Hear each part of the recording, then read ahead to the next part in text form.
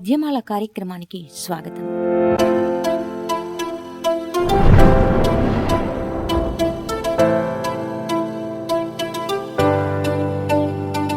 సుమతి శతకకర్త అయిన భద్రభూపాలుడు, అతనికే బద్దెన అని కూడా పేరుంది.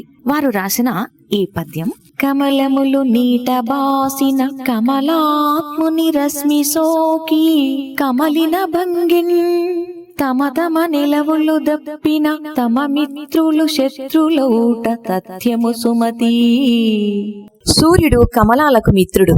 సూర్యుని కిరణాల చేత కమలాలు వికసిస్తాయి. కమలములు తమ నివాసమైన నీటిని విడిచిపెట్టిన తరువాత తమ మిత్రుడైన సూర్యుని యొక్క ఎండ తాకిడికి వాడిపోతున్నవి. అలాగే మానవులు తమ తమ నివాసాలను విడిచిపెట్టినచో తమ స్నేహితులే తమకు శత్రువులు అవుతారు అనేది ఈ పద్యం తెలుపుతుంది.